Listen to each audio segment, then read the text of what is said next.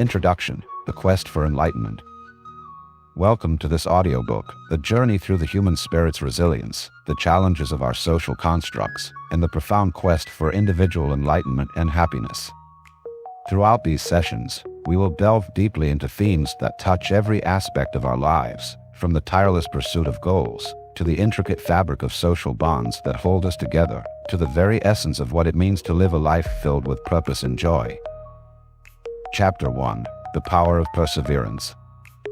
Perseverance, at its core, is the relentless pursuit of goals despite obstacles, setbacks, and repeated failures. It's the drive to keep pushing forward when the odds seem insurmountable, fueled by an unwavering belief in one's ability to overcome. In this chapter, we will explore the profound power of perseverance and how it can transform lives, elevate success, and build character. Imagine a young woman named Emily, who aspired to be a professional musician.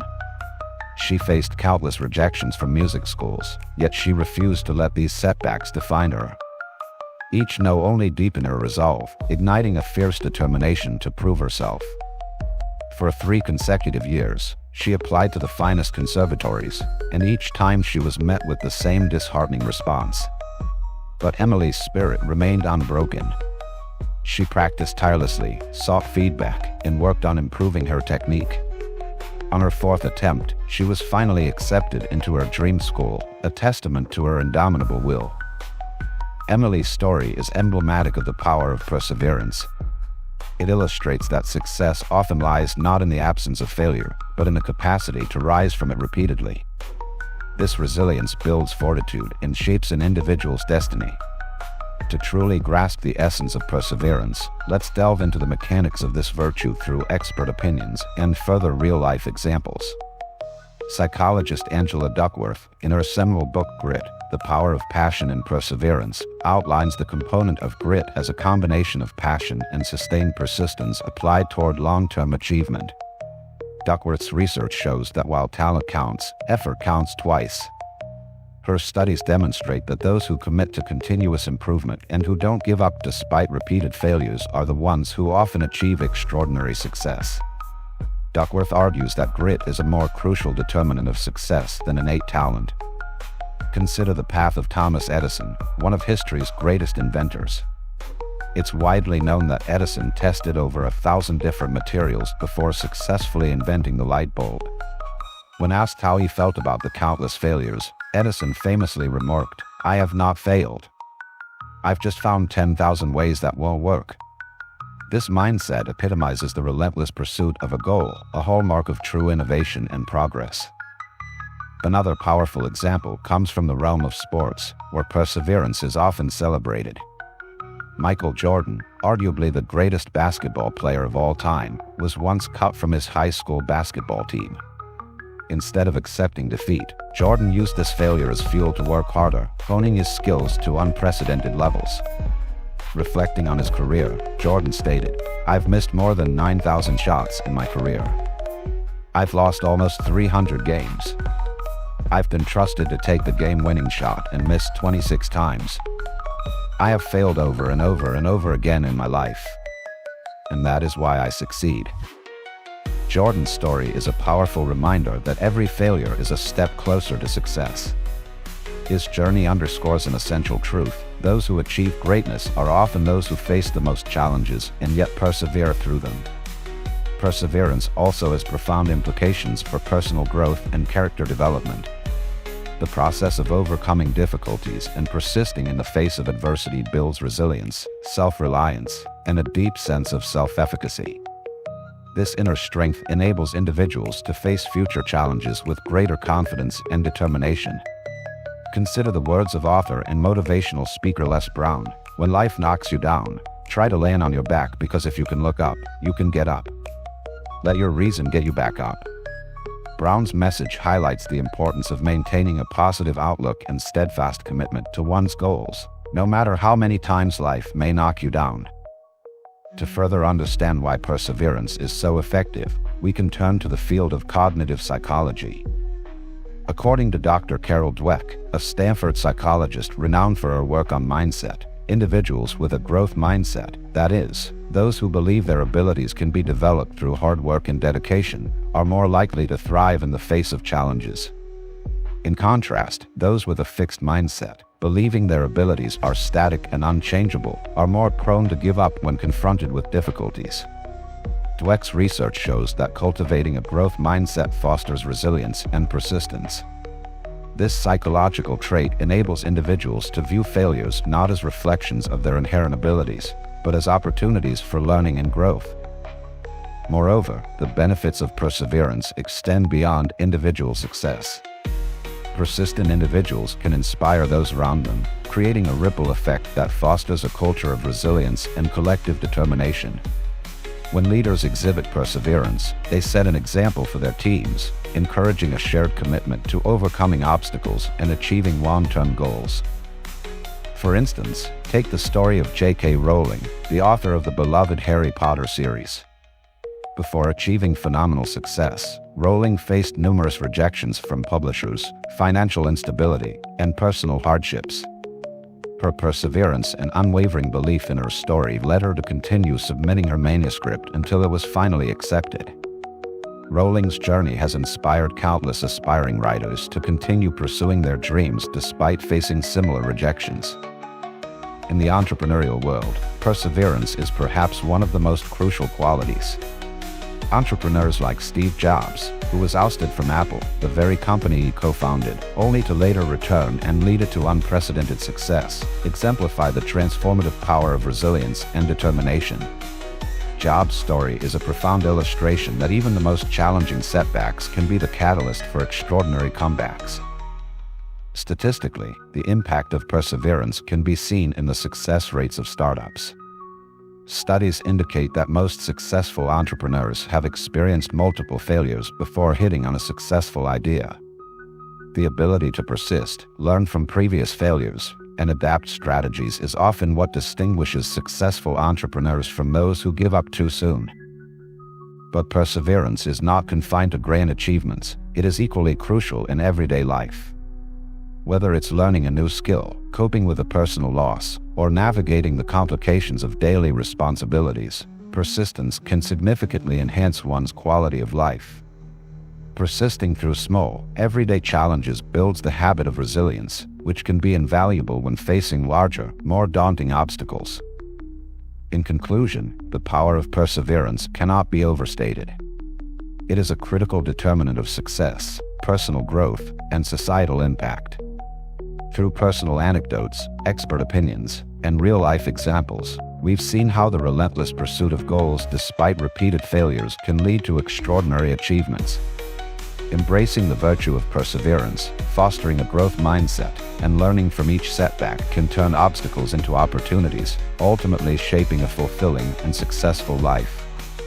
Let us all draw inspiration from these stories and insights, and commit to persisting in the face of adversity, for it is perseverance that paves the way to greatness. Chapter 2: The Dehumanization of Broken Bonds. Imagine a society where every individual is an island, separated by vast oceans of indifference and disconnect. At first, this depiction might evoke a sense of tranquility and self-reliance. But delve deeper, and you'll find a world where the absence of human connection has stripped away a fundamental aspect of our humanity. When the social bonds that weave the fabric of our communities start to fray or break altogether, we witness a dehumanization that affects not just the individual but the collective soul of society. Historically, humanity has always thrived through connection. Think back to ancient tribes and early civilizations. Community ties were the cornerstone of survival and progress. People hunted together, gathered around communal fires to share stories and wisdom, and supported each other in times of need. Those connections were more than mere interactions. They were lifelines that conveyed belonging, identity, and purpose. When those bonds break, individuals become isolated dots in a vast, cold landscape. Real-life stories highlight the dire consequences of social isolation. Take, for instance, the poignant tale of Mary Johnson. Mary was an elderly widow living in a bustling urban neighborhood. Despite being surrounded by people, she felt increasingly isolated as her old friends passed away and her children moved to distant cities. Without regular, meaningful contact, Mary's mental health began to deteriorate. Her once vibrant spirit dimmed, replaced by a sense of loneliness and despair. She started to view herself as invisible, sinking deeper into depression. Social isolation doesn't just affect the elderly. It can strike anyone at any time, especially in our modern world, dominated by digital interactions that masquerade as genuine connections. Consider John, a young professional who moved to a new city for work. Despite having hundreds of social media friends, he struggled to form real-life friendships. The superficial nature of his online interactions left him yearning for authentic connections. His self-esteem waned, and he found himself questioning his worth and place in the world. The psychological effects of such isolation are profound. According to a study published in the journal Perspectives on Psychological Science, loneliness and social isolation are linked to increased mortality rates, comparable to the impacts of obesity and smoking. Moreover, sustained isolation can lead to severe mental health issues, including anxiety, depression, and cognitive decline. The human brain is wired for social connection, and when deprived of it, we suffer deeply. Expert analyses provide further insight into this phenomenon. Dr. Julian Holt-Lunstad, a renowned psychologist, has extensively researched the impact of social relationships on health. Her findings reveal that individuals with strong social bonds have a 50% increased likelihood of survival compared to those with weaker ties. Dr. Holt-Lunstad emphasizes that social bonds are not merely beneficial but essential for our overall well-being. In addition to personal suffering, the breaking of social bonds can destabilize entire communities. When individuals withdraw into isolation, the spirit of mutual support and collaboration that drives community progress wanes. Communities become fragmented, and the sense of collective identity erodes.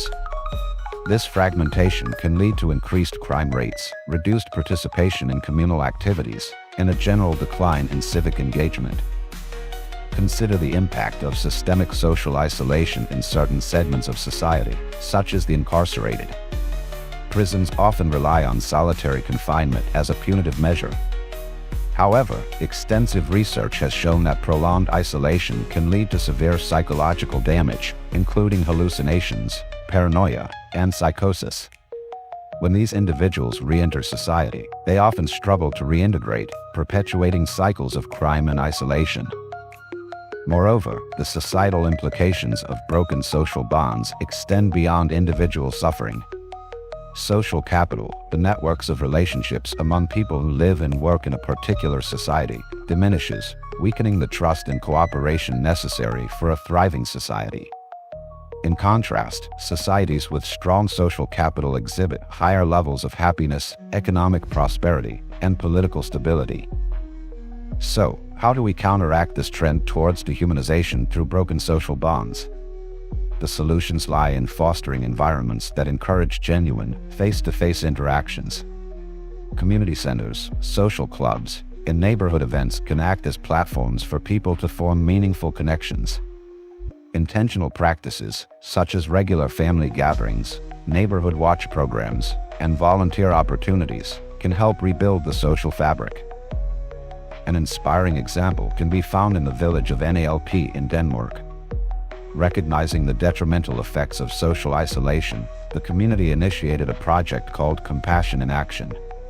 Volunteers regularly visit older adults living alone, organize communal meals, and create intergenerational programs that foster connections between the young and the old. This initiative has not only reduced feelings of loneliness but has also strengthened the overall sense of community and belonging. On an individual level, mindfulness and intentionality play crucial roles. Actively reaching out to friends, family, and neighbors, participating in local activities, and fostering open communication can create ripple effects of positive change. Simple acts of kindness, such as checking in on a neighbor or volunteering at a community event, can help mend the broken threads of our social fabric. Dehumanization through broken social bonds is a critical issue that demands our attention.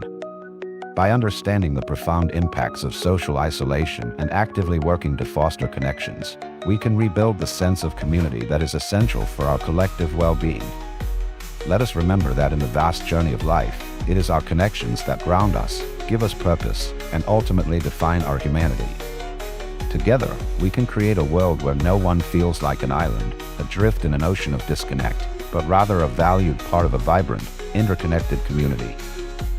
Chapter 3: Spiritual Decay and Societal Destruction. Throughout history, the spiritual degradation of societies has often gone hand in hand with the decay of their fundamental structures. When the core values and beliefs that bind a community together begin to erode, the societal fabric itself can unravel in the most profound ways. To understand how this deterioration operates on a spiritual level, we need to look at both historical precedents and statistical data to paint a comprehensive picture of its impacts. Take, for instance, the decline of the Roman Empire. In its glory days, Rome was not just a political powerhouse but also a hub of cultural and spiritual cohesion. The early Romans held strong beliefs in their gods and a sense of duty to the state, which were integrated deeply into every aspect of Roman life. However, as these spiritual and moral values began to wane, driven partly by the empire's expansion and the increasing influence of luxury and corruption, the societal structures that held Rome together began to crumble. Historical records show that during the later years of the empire, there was a marked increase in civil unrest, economic instability, and even a breakdown in traditional family structures. The Roman Senate, once a bastion of civic virtue and governance, became riddled with self-serving individuals more interested in personal gains than the common good. This institutional decay mirrored the spiritual decay in the general populace, leading to an inability to face the external challenges that eventually brought the empire to its knees. In more recent history, the impact of war has illustrated how spiritual decay can lead to societal destruction. The two world wars of the 20th century exemplify how rapid and profound cultural and spiritual shocks can destabilize entire societies. Following the devastation of World War I, many Europeans found themselves disillusioned with the values that had once shaped their societies. This spiritual malaise contributed to the rise of extremist ideologies like fascism and communism, which promised new forms of societal order. The statistics are sobering. Between the wars, many European countries saw unprecedented levels of unemployment, poverty, and political unrest. By World War II's end, Europe was physically and spiritually shattered.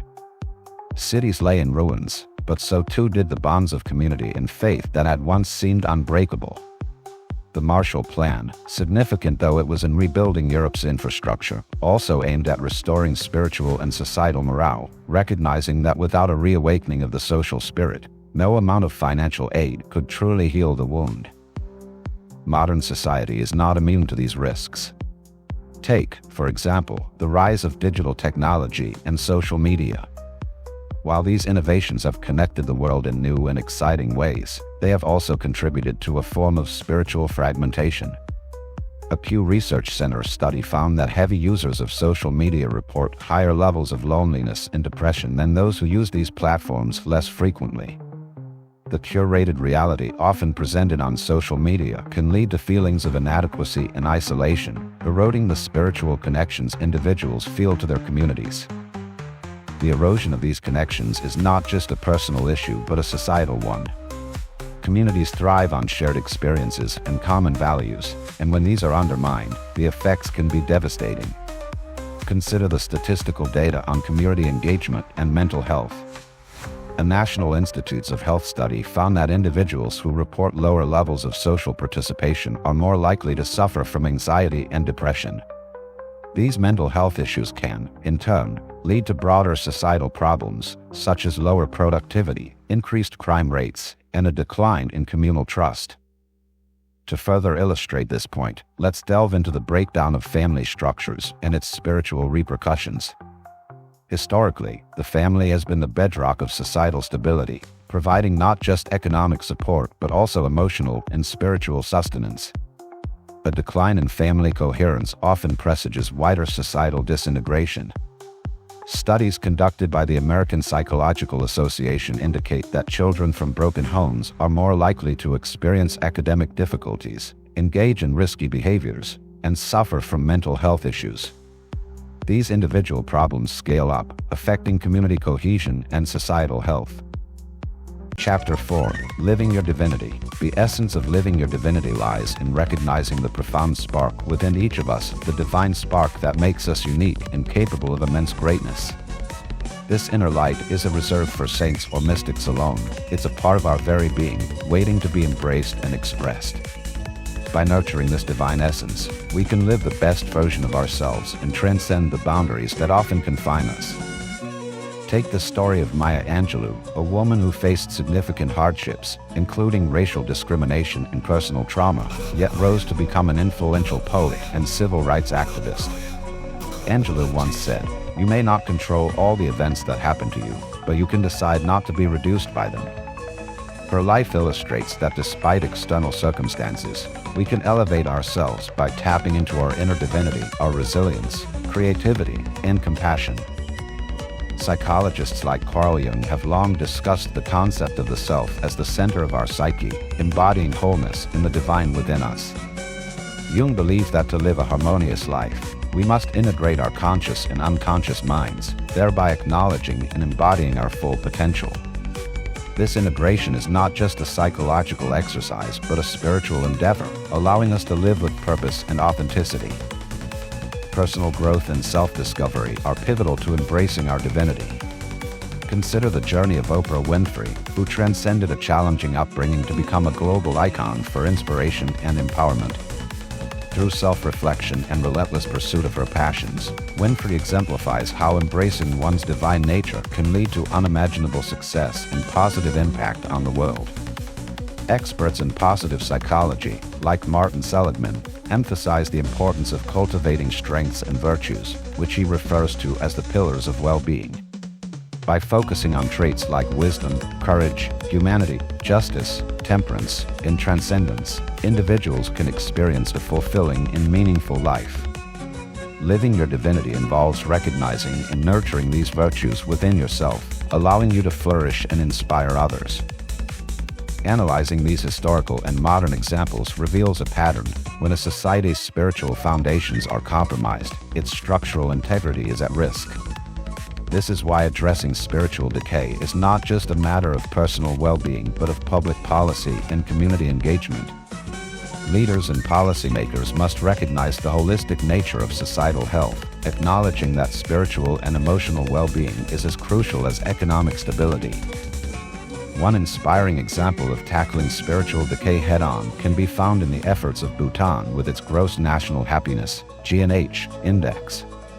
Unlike traditional measures of national success, which focus primarily on GDP, Bhutan's GNH Index emphasizes the well-being and happiness of its citizens, integrating spiritual health into the very fabric of national policy. This approach has led to a variety of community-based initiatives aimed at fostering cultural preservation, environmental sustainability, and social harmony. The positive outcomes in terms of societal cohesion and individual well-being stand as a testament to the importance of holistic governance. In conclusion, spiritual decay is an insidious process that can quietly, yet profoundly, undermine societal structures. Studying historical instances of collapse and examining modern data on social wellness provides valuable lessons. If we are to prevent spiritual and societal destruction, we must prioritize the nurturing of our core values, foster genuine community connections, and recognize the critical interplay between spiritual health and societal stability. Only by addressing these issues can we hope to create societies that are resilient, cohesive, and truly thriving. A powerful example of embracing one's divinity is evident in the life of Mahatma Gandhi, who led India to independence through non-violent resistance. Gandhi's principle of satyagraha, or soul force, was grounded in the belief that everyone possesses a divine inner power. Through unwavering commitment to truth and non-violence, Gandhi demonstrated the incredible potential of an individual who lives in alignment with their divine nature. In the realm of personal growth, mindfulness and meditation are invaluable tools for connecting with our divine essence. Practices like mindfulness meditation encourage us to observe our thoughts and emotions without judgment, fostering a deeper understanding of our true selves. Renowned mindfulness teacher Thich Nhat Hanh speaks of coming home to the present moment, where we can touch the sacred within us and live with greater clarity and compassion. Inspirational stories abound of individuals who, through adversity, have discovered and lived their divinity. Helen Keller, deaf and blind from a young age, overcame immense obstacles to become an author, activist, and lecturer. Her unwavering determination and belief in the human spirit's capacity for greatness remind us that our limitations need not define us. As she famously said, "The best and most beautiful things in the world cannot be seen or even touched, they must be felt with the heart." Living their divinity also requires shedding the layers of fear and doubt that often cloud our perception of ourselves. Marianne Williamson, in her book A Return to Love, writes, "Our deepest fear is not that we are inadequate. Our deepest fear is that we are powerful beyond measure." This fear of our own greatness can be a significant barrier to realizing our divine potential. By confronting and moving past this fear, we open ourselves up to limitless possibilities. One significant aspect of living your divinity is the actualization of dreams and goals that align with your higher self. Visionary leaders like Elon Musk, who spearhead innovations in technology and space exploration, demonstrate that when we align our actions with our highest aspirations, we can reshuffle the very fabric of society. Musk's relentless pursuit of his vision for a multi-planetary future exemplifies what it means to act from a place of internal divinity and purpose.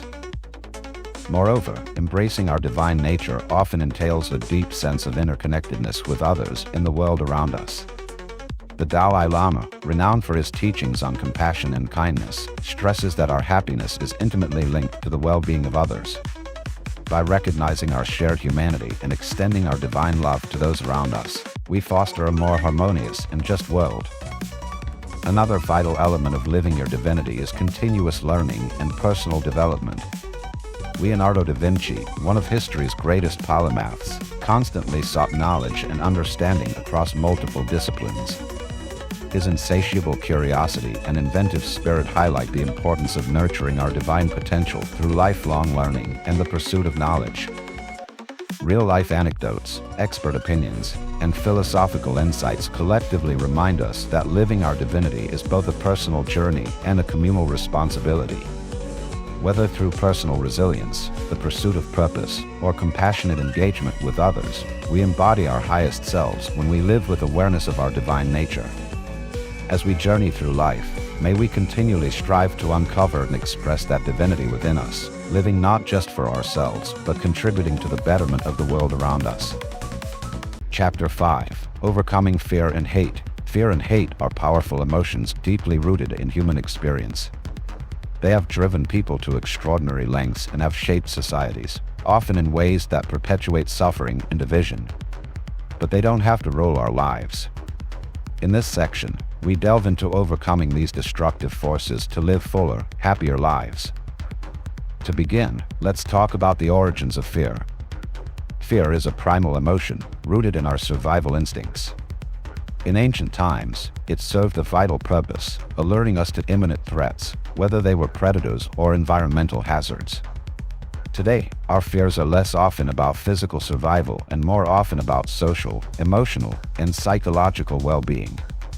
Fear of failure, fear of rejection, fear of the unknown, these are the fears that can paralyze us, keeping us from pursuing our goals and living our best lives. Dr. Susan Jeffers, a renowned psychologist, famously said, "Feel the fear and do it anyway." This is a simple yet profound piece of advice. The first step to overcoming fear is to acknowledge it. Pretending it doesn't exist won't make it go away. Recognizing your fear, understanding its source, and intentionally facing it is crucial. Whether it's public speaking, changing careers, or confronting a difficult truth, feeling fear is natural. What's important is moving forward despite it. One powerful tool for confronting fear is exposure therapy, a psychological technique that involves gradually exposing individuals to the things they fear in a controlled environment. Research has shown that this method can be extremely effective in reducing fear responses over time. For instance, a person with a fear of heights might start by looking at pictures of tall buildings, then progress to standing on a balcony, and eventually, take an elevator to the top of a skyscraper. Each step builds confidence and diminishes the power of fear. Inspiration can also be drawn from real-life stories. Take the example of Malala Yousafzai, a young activist who braved threats and an assassination attempt to advocate for girls' education in Pakistan. Despite the grave dangers, Malala's courage to continue her mission has earned her global recognition and the Nobel Peace Prize. Her story is a testament to the power of confronting fear head-on and fighting for what one believes in. Now, let's turn our attention to hate. Hate, much like fear, is a powerful and destructive emotion. When allowed to fester, it can lead to violence, discrimination, and a breakdown in societal harmony. Hatred often stems from ignorance, misunderstanding, or fear of the other. It is a toxic emotion that feeds on division and perpetuates conflict. Overcoming hate requires a conscious choice to foster understanding and compassion. Martin Luther King Jr. once said, "Darkness cannot drive out darkness, only light can do that. Hate cannot drive out hate, only love can do that." This profound statement highlights the importance of responding to hate with love and empathy. It's about breaking the cycle and choosing a different path. One effective approach is empathy training. This involves exercises designed to foster understanding and compassion towards others. By stepping into someone else's shoes, we can better appreciate their experiences and perspectives. This not only reduces prejudice but also builds stronger, more cooperative communities. Schools and workplaces that have implemented empathy training programs report significant drops in bullying and conflicts, proving that when we understand each other better, we are less likely to hate. Historical examples also offer valuable lessons. Consider the Truth and Reconciliation Commission in South Africa, established after the end of apartheid. This commission aimed to heal the nation by allowing victims and perpetrators to share their stories and seek forgiveness. Through this process, many individuals found closure, and the nation as a whole took significant steps towards healing and unity. This is a powerful reminder that even in the face of profound division and hatred, reconciliation and understanding are possible. Let's not forget the psychological research that underscores these points. Studies show that expressing gratitude can significantly reduce feelings of hate. When we practice gratitude, we shift our focus from what we don't have or what makes us angry to what we do have and what brings us joy. This simple act of recognizing the positive aspects of our lives can transform our mindset and reduce negative emotions. Moreover, cognitive behavioral techniques, such as reframing negative thoughts, can also be instrumental in overcoming hate.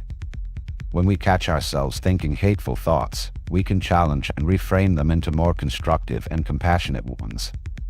For example, instead of thinking, "I hate that person for being different," we can reframe it to, "I wonder what I can learn from this person's perspective." Overcoming fear and hate is not an overnight process. It requires continuous effort and a commitment to personal growth. Building a support system of friends, family, or mental health professionals can provide the encouragement and guidance needed on this journey. Surrounding ourselves with positive influences and environments that foster understanding and empathy can make a significant difference. In summary, fear and hate are emotions that can hold us back from living our fullest lives. However, by acknowledging fear and facing it head-on, we can diminish its power over us. By fostering empathy and understanding, we can overcome hate and build more harmonious communities. This journey requires courage, patience, and a willingness to grow. But as we take these steps, we not only improve our own lives, but also contribute to creating a more compassionate and connected world. Chapter 6: The Illusion of Heaven. Throughout human history, the idea of heaven has been a beacon of hope. For many, it represents an eternal reward, or respite from the struggles and pains of earthly existence. Yet, if we peel back the layers of this concept, we might see that heaven serves as a coping mechanism for those dissatisfied with their current lives. But why rely on the promise of something beyond, when the beauty of life is here, now? Philosophically, heaven can be seen as an extension of human imagination, a reaction to the inherent dissatisfaction we sometimes feel with our lives. The notion of an afterlife provides solace and meaning, particularly during moments of existential crisis. The promise of heaven can soften the harshness of reality, making the pains of today more tolerable. In essence, it's a comforting narrative.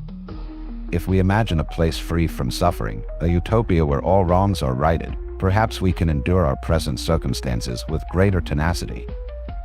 Recall historical philosopher Friedrich Nietzsche, who critiqued the concept of heaven from a psychological perspective. Nietzsche believed that the promise of an afterlife could be a form of escapism. According to his philosophy, it diverted genuine engagement with life's immediate challenges. The belief in heaven might pacify individuals, providing them with a reason to endure oppression and injustice instead of seeking to change their reality. Consider the story of Ji-hoon, a factory worker from South Korea. Ji-hoon faced long hours, low pay, and limited upward mobility. He found comfort thinking about his devout Christian faith, especially the promise of salvation and eternal happiness in heaven. Yet, there came a pivotal moment when Ji-hoon started to question this reliance on the hereafter. He began participating in labor movements, advocating for better working conditions.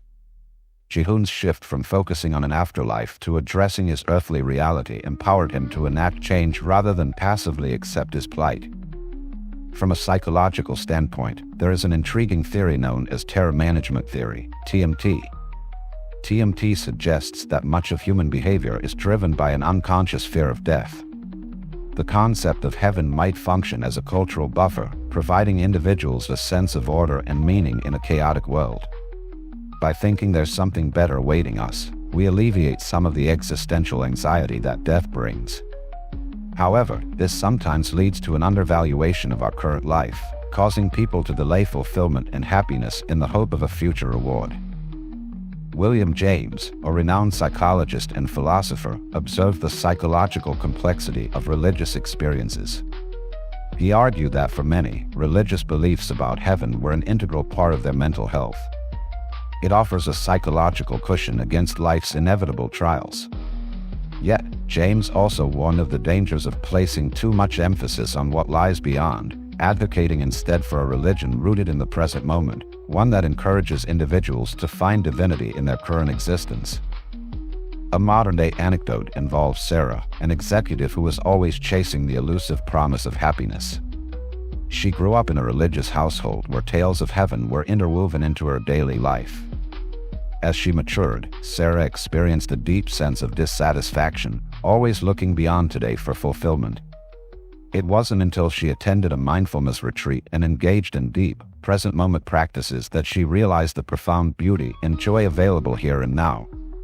No longer fixating on an afterlife, Sarah discovered her sense of heaven on earth, dramatically improving her satisfaction and well-being.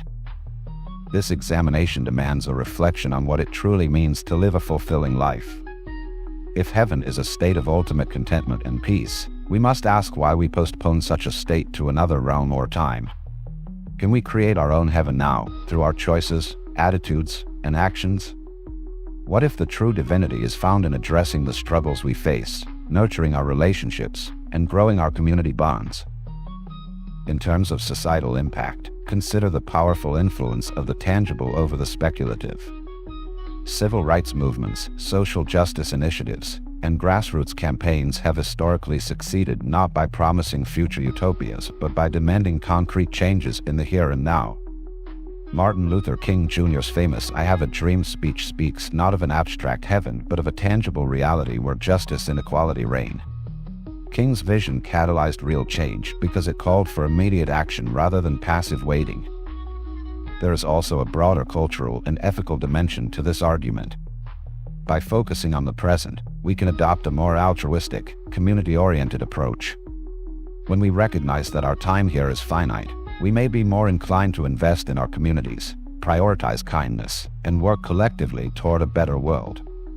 This doesn't negate the potential value of spiritual beliefs. Rather, it reframes them as tools to enhance our appreciation of life rather than divert attention from it. We must recognize and respect the varied beliefs people hold about the afterlife, acknowledging that for some, the concept of heaven provides indispensable comfort and hope. However, by encouraging a balance where present fulfillment is not eclipsed by the promise of future glory, we can foster a more engaged and vibrant existence.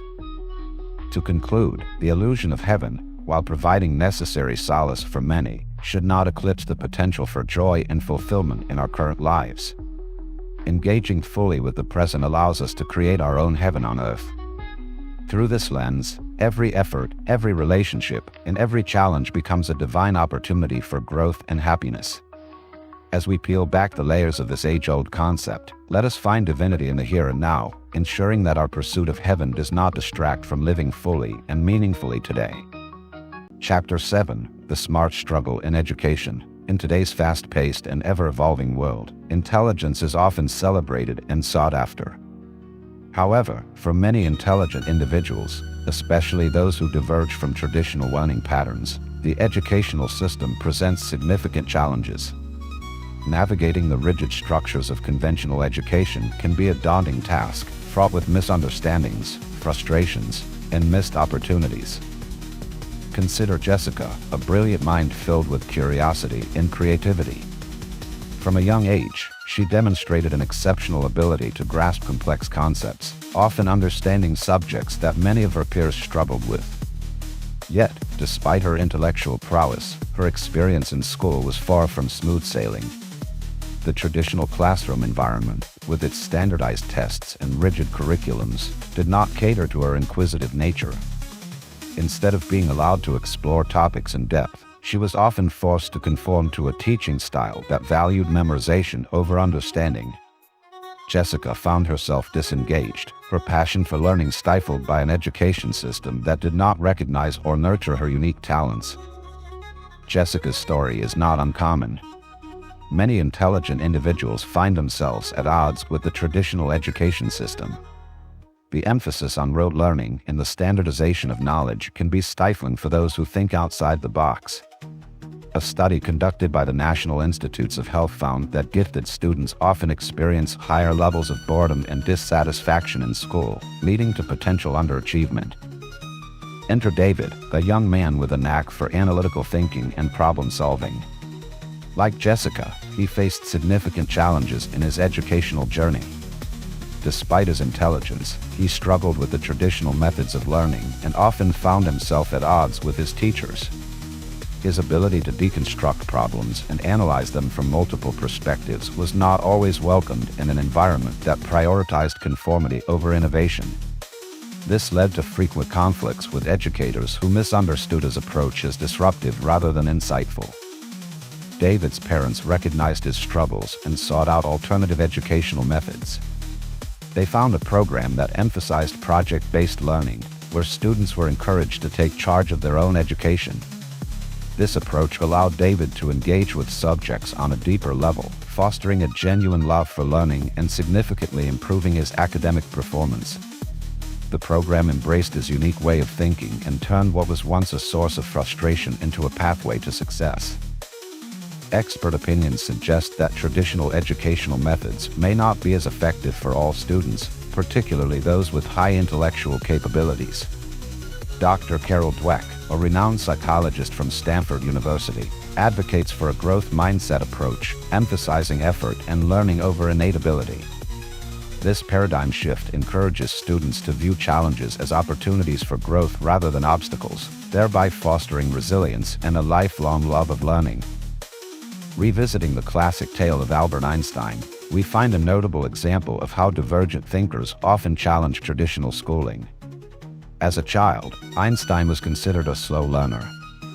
His unconventional thinking and questioning of authoritative texts baffled his teachers.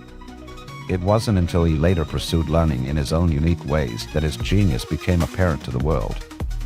Einstein's story is a testament to the fact that intelligence does not always conform to traditional metrics of academic success. Another compelling story is that of Katherine Johnson, a brilliant mathematician who worked for NASA. Johnson faced not just the trials of a structured educational system, but also the challenges of systemic gender and racial discrimination. Despite these obstacles, her extraordinary talent and determination led to critical contributions to space exploration. Her story, portrayed in the film Hidden Figures, illustrates the importance of recognizing and nurturing unique talents, irrespective of societal and educational constraints. Given these diverse examples, it's clear that a one-size-fits-all approach in education is inadequate. Alternative learning methods, such as Montessori, Waldorf, and Reggio Emilia, propose models that cater to the individual needs of students. These systems prioritize hands-on learning, critical thinking, and creativity over traditional testing and memorization. The successes of individuals like Jessica and David highlight the potential of these alternative methods to unlock the true capabilities of intelligent minds. Consider the innovative approach of Finland's education system, often heralded as one of the best in the world. Finnish schools emphasize less standardized testing, more collaborative learning environments, and significant autonomy for teachers. Students are encouraged to engage in play and creative activities, fostering a holistic development that extends beyond mere academic achievements. The success of this model serves as a beacon for how education systems can be restructured to better accommodate diverse intelligences. As we delve deeper into the challenges faced by intelligent individuals in traditional schools, we must address the psychological impact. Many smart students experience feelings of isolation and alienation, often exacerbated by bullying and misunderstandings from peers and educators alike. This social disconnect can lead to anxiety, depression, and a diminished sense of self-worth. The tragic irony is that the very system that aims to educate is often the same system that marginalizes its brightest minds. To mitigate these challenges, educators must adopt a more flexible and inclusive approach. Differentiated instruction, which tailors teaching methods to address the varied learning styles and abilities of students, is one avenue worth exploring. By leveraging students' strengths and evaluating their progress through diverse means, be it projects, portfolios, or presentations, we can foster an environment where every student can thrive. Another promising avenue is the incorporation of technology in education. Adaptive learning technologies, which adjust to the student's level and pace of learning, can provide personalized educational experiences. These tools can help identify specific areas where a student excels or struggles, allowing for targeted interventions that traditional methods may overlook. For instance, apps like Khan Academy and Coursera offer courses on a wide array of subjects, allowing students to explore topics beyond the standard curriculum and at their own pace. As we move forward, it's crucial for policymakers, educators, and parents to work collaboratively in reimagining the educational landscape. The goal should be to create an inclusive environment that recognizes and nurtures the unique abilities of every student. In doing so, we not only foster the intellectual growth of individuals but also cultivate a society rich in innovation, creativity, and empathy.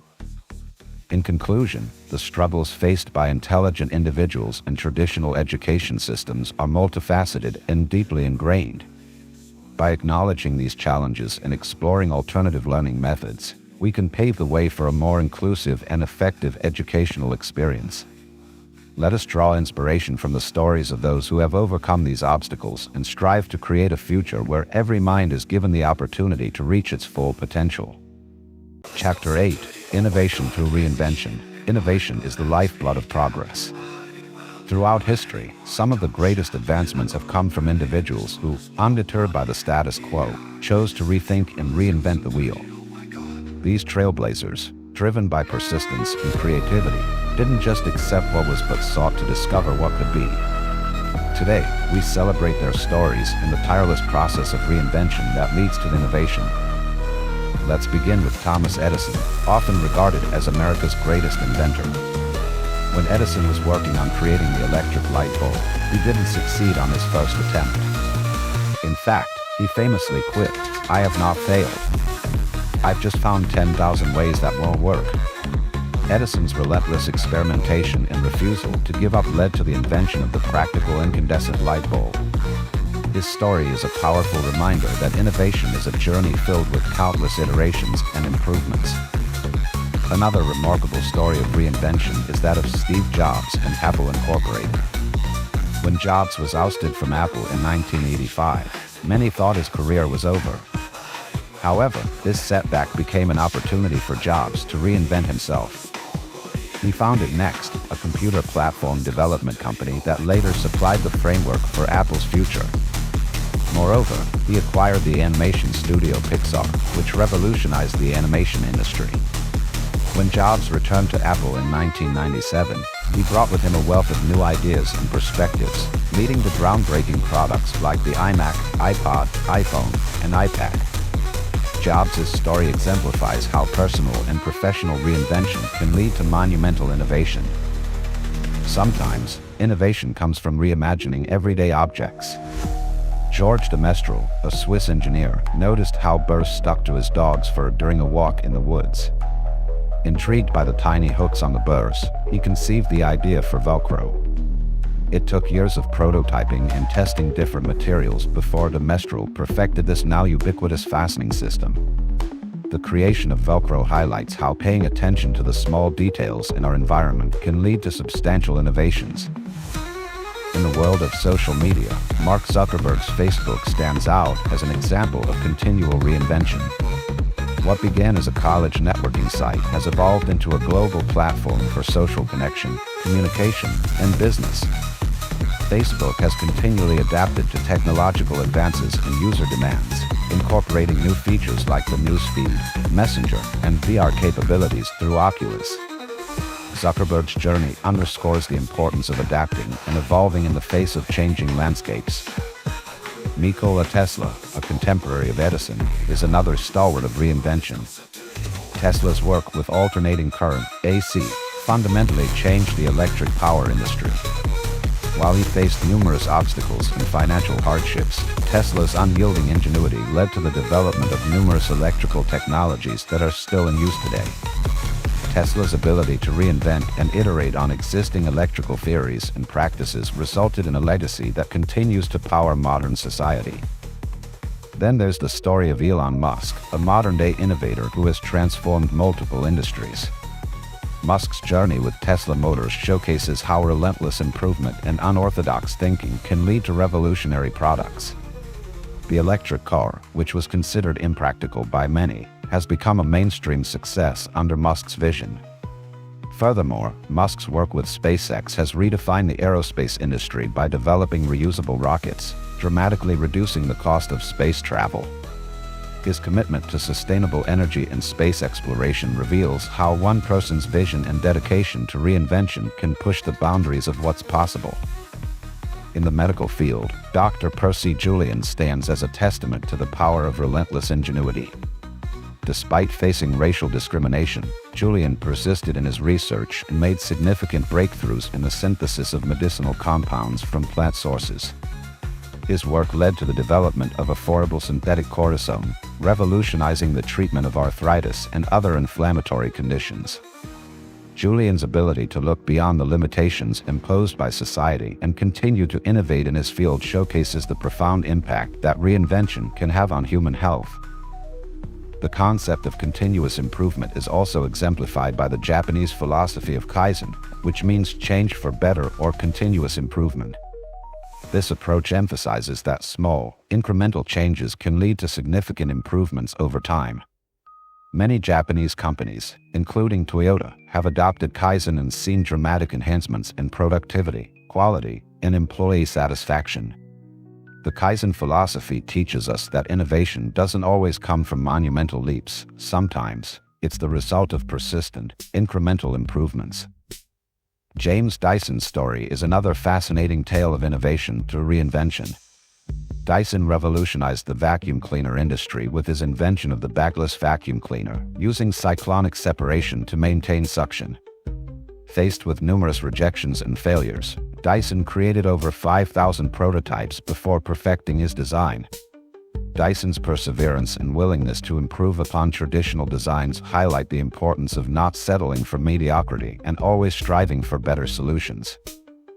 Finally, let's consider the world of software development, where the concept of agile development has transformed the industry. Agile emphasizes iterative progress, flexibility, and customer feedback.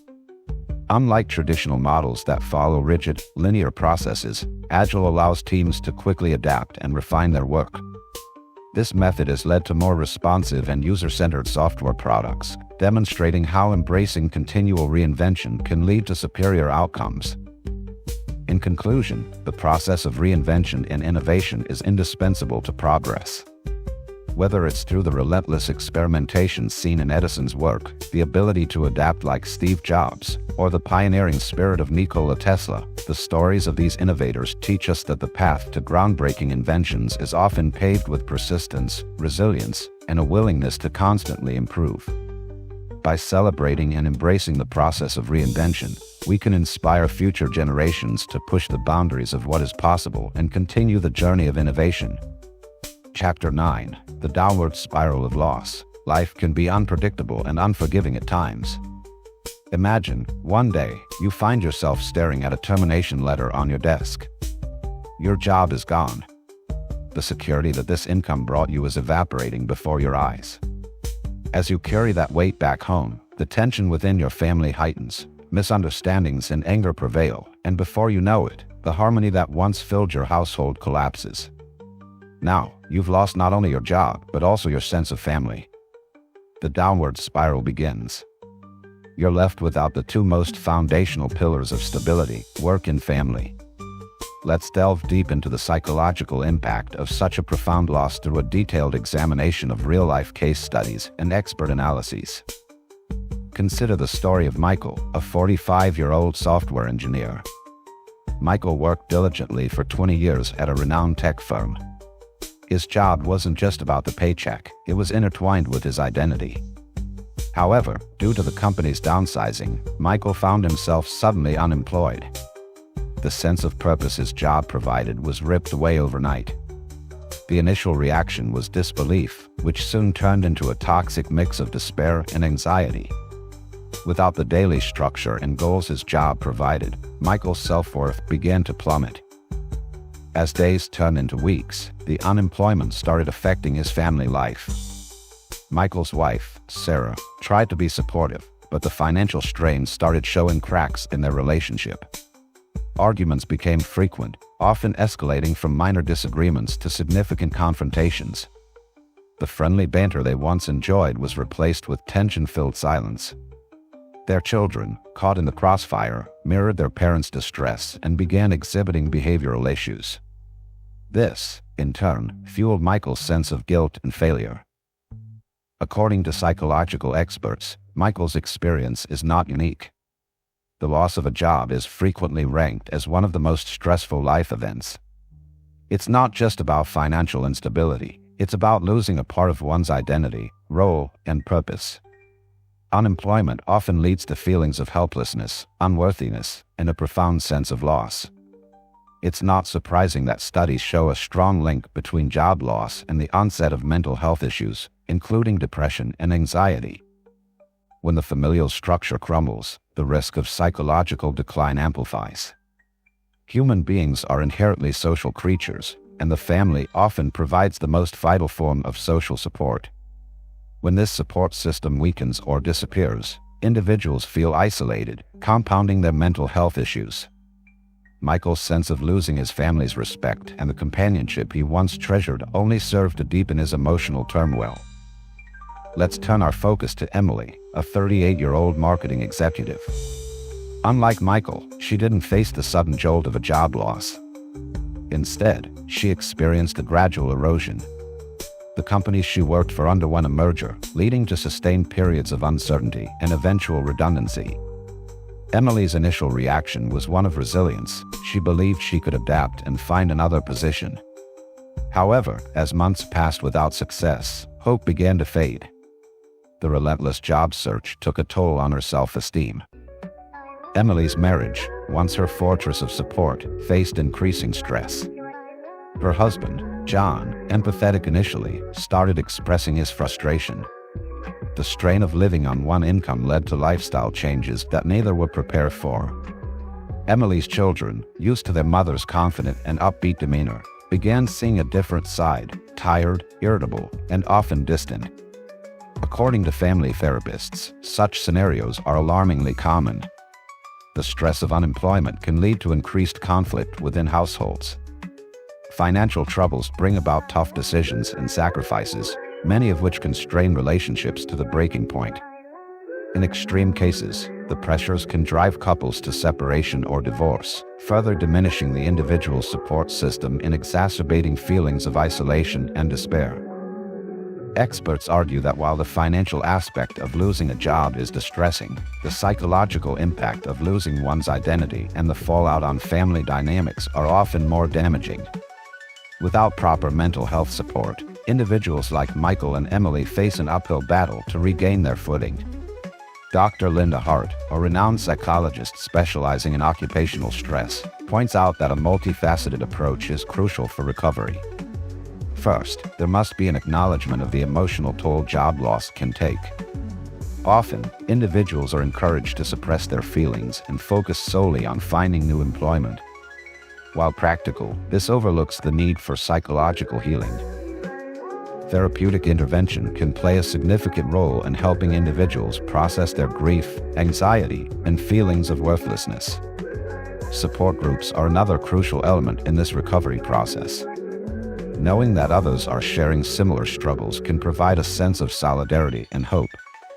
Michael eventually joined a support group for unemployed professionals, which helped him gain perspective. Sharing his journey and listening to others' experiences helped him feel less isolated and more understood. Family therapy is also vital.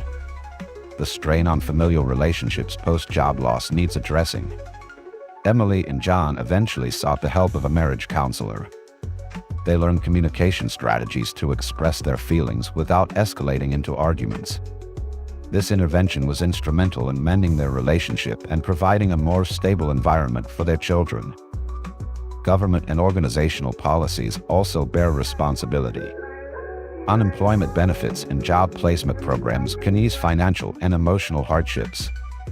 Equally important are workplace wellness programs that prepare employees for potential industry changes and support them through transitions. There's a broader, societal implication as well. We need to challenge and change the stigma surrounding unemployment. Losing a job is often seen as a personal failure rather than an outcome of broader economic changes. Public awareness campaigns can help shift this perception, reducing the feelings of shame and guilt often associated with job loss. The stories of Michael and Emily highlight the profound psychological impact of losing one's job and family stability. They underscore a critical need for comprehensive mental health support. Moving forward, we must recognize the importance of emotional and psychological resilience, not just to survive these ordeals, but to rebuild and thrive. With the right support systems in place, it becomes possible to navigate this downward spiral and rediscover a path to wellness and stability. Chapter 10: Happiness in Ethics. Happiness and ethics are two profound aspects of human life that frequently intersect. Understanding their relationship is crucial for fostering a more harmonious and moral society. Why do happy people tend to behave ethically?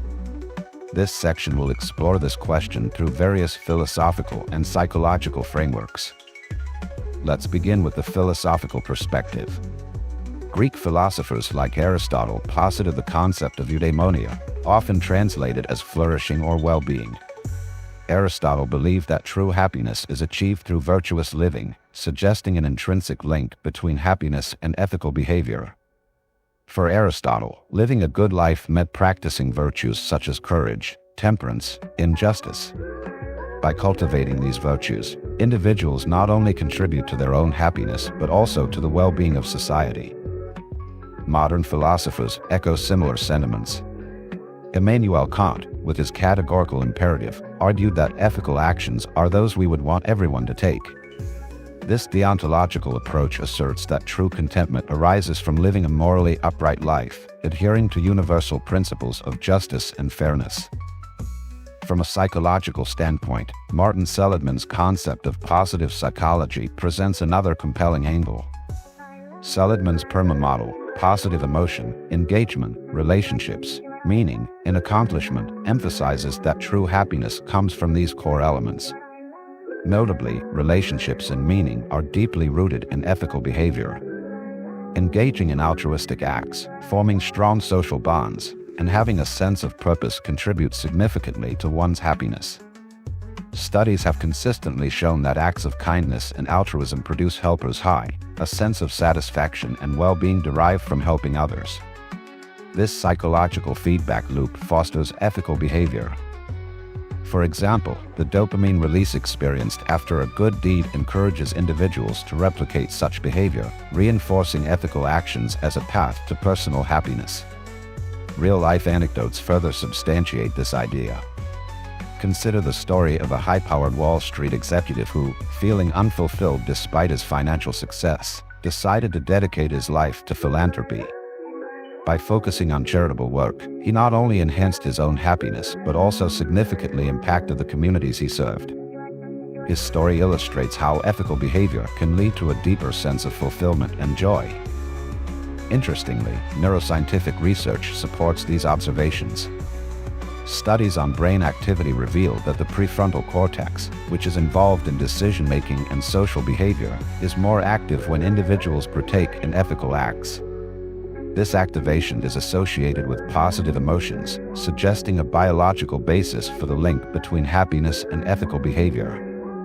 Moreover, ethical behavior often fosters trust and cooperation within communities, creating a positive feedback loop. When individuals act ethically, it builds social capital, which, in turn, enhances communal harmony and individual happiness. Take, for instance, the tight-knit communities in Scandinavian countries where high levels of social trust correlate with both high happiness indexes and strong ethical standards. Children provide another lens through which we can examine this relationship.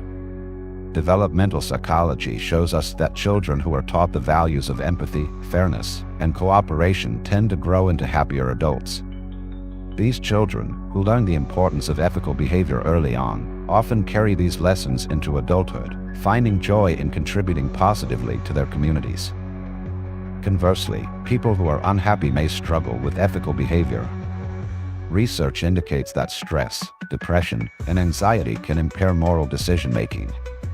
When individuals are preoccupied with their struggles, their capacity to consider the welfare of others diminishes. This does not mean that unhappy individuals are inherently unethical, but it underscores the importance of mental well-being in promoting ethical conduct. Consider the plight of someone facing immense personal turmoil, perhaps due to the loss of a job or estrangement from family. Such an individual might resort to unethical behavior as a misguided coping mechanism. Therefore, addressing the root causes of unhappiness can enhance both personal and societal ethics.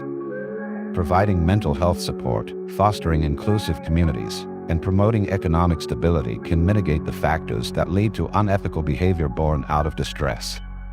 In summary, the relationship between happiness and ethical behavior is multifaceted, involving philosophical tenets, psychological principles, and even neurological underpinnings. Happy people are more likely to behave ethically due to intrinsic motivations, positive emotional feedback, and the reinforcement of social bonds. By cultivating happiness through ethical living, individuals not only enhance their own well-being but also contribute to a more just and compassionate society. Chapter 11: Empowering others to stand on their own feet. Empowering others is an act of recognizing their intrinsic value and potential. In today's world, where the challenges are vast and the pressures immense, it becomes paramount to understand the significance of letting individuals find their strength and autonomy.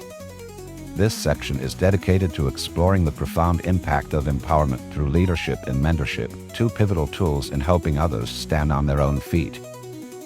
Imagine a mentor who sees a spark in a young professional, a glimmer of potential not yet fully realized. This mentor knows that the path to success isn't about hand-holding, but about providing opportunities for growth, learning, and, importantly, for failure. Leadership isn't about constant oversight, it's about guiding principles, creating a supportive environment, and encouraging risk-taking. This approach cultivates resilience, innovation, and a sense of ownership in the mentee. Leadership expert John C. Maxwell once said, "A leader is one who knows the way, goes the way, and shows the way."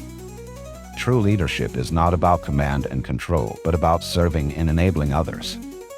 By embodying this philosophy, leaders foster a culture of empowerment, where individuals feel valued and motivated. Consider the case of Sarah, a new manager at a tech company.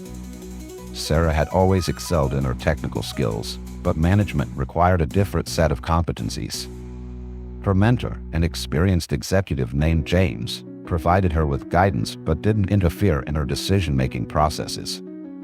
Instead of dictating every move, James trusted Sarah to lead her team. He provided feedback, shared his experiences, and posed challenging questions that prompted her to think independently and develop her problem-solving skills. Over time, Sarah's confidence grew, and her team thrived under her leadership. This illustrates the profound impact of letting someone stand on their own feet. It's about trust, patience, and the belief in their ability to rise to the occasion. Empowering others doesn't mean abandoning them. It means supporting them in a way that bolsters their ability to navigate challenges independently. This can be seen in every walk of life, from parenting to professional settings. Parents, for instance, often struggle with the balance between shielding their children from pain and allowing them to experience life's natural consequences. The latter, though difficult, is crucial in building their children's capabilities and resilience. Historically, some of the most enlightened leaders understood the importance of empowerment. Nelson Mandela's leadership in South Africa, for instance, wasn't just about dismantling apartheid. It was about uplifting people, equipping them with the tools for self-governance and self-sustenance. Mandela believed in the power of education and self-reliance, famously saying, "Education is the most powerful weapon which you can use to change the world." Leadership and mentorship require empathy, the ability to see the world through someone else's eyes. This is where the importance of emotional intelligence comes into play. Daniel Goleman, a renowned psychologist, emphasizes that leaders with high emotional intelligence are more adept at nurturing and empowering others. They are aware of both their own emotions and those of others, enabling them to create environments that foster growth and confidence.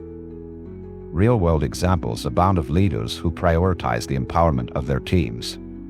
Take the example of Satya Nadella, the CEO of Microsoft. Upon assuming his role, he emphasized a growth mindset within the company, encouraging employees to learn from their failures and to view challenges as opportunities for growth. This cultural shift led to increased innovation and collaboration within the company, demonstrating how empowering leadership can drive organizational success. Another significant aspect of empowering others is recognizing and celebrating their achievements. This recognition fuels intrinsic motivation, reinforcing the belief that they are capable and valued. In professional settings, this can be as simple as acknowledging a job well done in a meeting or giving credit where it's due. In personal relationships, it can be about celebrating milestones and showing appreciation for efforts. Furthermore, letting people stand on their own feet also involves encouraging them to pursue their passions and interests. This pursuit not only leads to personal fulfillment, but often results in contributions that benefit the broader community. When individuals are passionate about what they do, they are more likely to excel and inspire others in the process. Mentorship plays an integral role in empowerment. A good mentor provides guidance, shares knowledge, and serves as a sounding board. They challenge their mentors to step out of their comfort zones and support them through their learning journey. For instance, in the realm of academia, a professor who mentors a student by involving them in research projects, encouraging them to publish papers, and providing opportunities for conference presentations, significantly impacts the student's professional development and confidence. In conclusion, empowering others to stand on their own feet is a multifaceted endeavor that involves leadership, mentorship, empathy, and celebration of achievements. It's about creating an environment that fosters growth, resilience, and independence. By embracing these principles, we not only help individuals realize their potential but also contribute to a more dynamic and innovative society. As we continue our journey, let us remember the words of empowerment advocate Brené Brown: daring leaders work to make sure people can be themselves and feel a sense of belonging. Empowering others is indeed the hallmark of great leadership and the cornerstone of a thriving community. Let us strive to elevate those around us, allowing them to stand tall and reach their true potential. Conclusion, a call to action. As we reach the end of our journey together, it's time to reflect on the core themes and insights we've delved into throughout this audiobook. From the very beginning, we emphasized the importance of perseverance. Life rarely follows a straight path. Rather, it's a series of challenges and retries. Personal anecdotes and expert opinions illustrated how crucial it is to keep pushing forward, even when the odds seem insurmountable. The power of persistence lies not just in our successes, but in our resilience, our unwavering commitment to rise each time we fall. We then address the dehumanization that occurs when social bonds are broken. Isolation and the erosion of community can have profound psychological impacts, as we've explored through real-life stories and expert analysis. These ties are what make us human. They foster empathy, cooperation, and a sense of belonging. Similarly, the examination of spiritual decay and societal destruction showed us that communities fall apart not only on a material level but also on a spiritual one. Historical examples and statistical data demonstrated how critical it is to maintain these spiritual structures to uphold societal well-being. In contrast, we turn towards a more hopeful note with Living Your Divinity. We explored how embracing our divine nature helps us live our best lives. Motivational stories and expert insights provided a roadmap to self-discovery and personal growth, urging each of us to uncover and live our truth. Overcoming fear and hate was another pivotal theme. With the help of psychological research and inspirational stories, we learn how crucial it is to let go of these limiting emotions. Life becomes infinitely more fulfilling when we embrace love, understanding, and courage. The critical analysis of the illusion of heaven as a coping mechanism urged us to rethink our reliance on abstract promises for future happiness. Real-life anecdotes and philosophical viewpoints showed us the importance of finding contentment here and now, rather than clinging to an illusory afterlife. We then shifted focus to the smart struggle, examining challenges faced by intelligent individuals within conventional education systems. Alternative learning methods, backed by real-life stories and expert opinions, suggested ways to foster creativity and true understanding beyond rote memorization. Innovation through reinvention highlighted the importance of constantly improving existing concepts. Stories of inventive individuals who dared to dream and do anew showed us that the process of innovation is a journey of continuous reinvention. Moving to more personal crises, the downward spiral shed light on the profound psychological impacts of losing one's job, family, and stability. Case studies and expert analyses emphasized the need for mental health support during such critical times.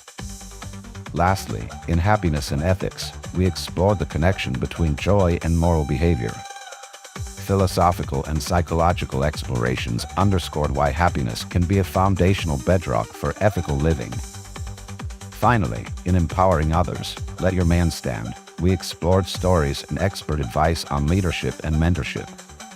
Empowering those around us by letting them stand tall on their own capabilities paves the way for strong, resilient communities. In conclusion, each chapter of this audiobook has presented a piece of a larger puzzle, one that, when assembled, forms a comprehensive guide to living a meaningful and fulfilling life. The insights shared here are not just theories or stories, but actionable principles that you can apply in your own life. As you go forward, remember that every step you take is an opportunity to live your divinity, persist through challenges, foster strong social bonds, and uplift those around you. So, let's commit to living our best lives. Let's build a world where perseverance, empathy, innovation, and empowerment are not just ideals, but everyday practices. Thank you for joining me on this journey.